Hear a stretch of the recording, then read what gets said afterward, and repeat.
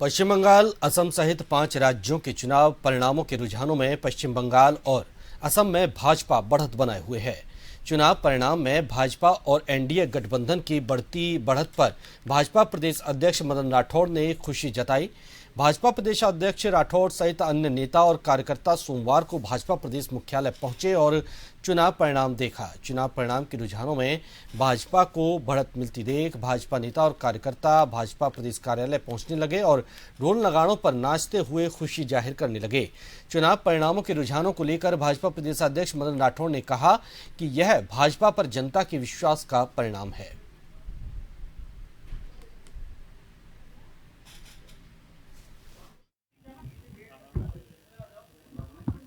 आसाम में हमारी सरकार आसानी से बन रही है, पुडुचेरी में आसानी से बन रही है और बंगाल में भी निश्चित रूप से भारतीय जनता पार्टी की सरकार बनेगी। वहाँ पर ममता बनर्जी का शासन कुशासन था,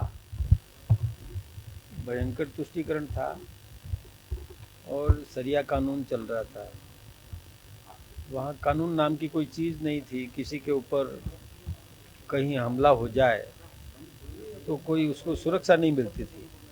और यही नहीं, वहाँ पर टीएमसी के कार्यकर्ता चौथ वसूली करते थे, उनको खुल्लम खुला छूट दी हुई थी कि चौथ वसूली से जो कुछ भी प्राप्त करते थे आधा पैसा टीएमसी के अकाउंट में जमा कराओ और आधे पैसे से अपना घर चलाओ।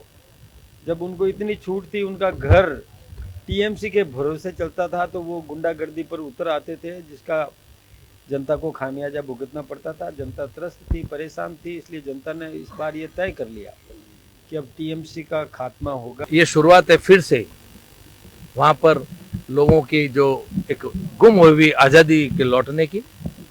देखते ही देखते बहुत बड़ा मोदी जी के अंदर जो विश्वास देश की जनता ने, पश्चिम बंगाल की जनता ने, हमारी महिला शक्ति ने, जो एक लंबे समय से, एक लंबे कालखंड से जो अन्याय वहाँ पर उनको सहन करना पड़ रहा था, देखते ही देखते आज उस अन्याय की समाप्ति हुई, एक नया सुशासन के दौर की शुरुआत हुई।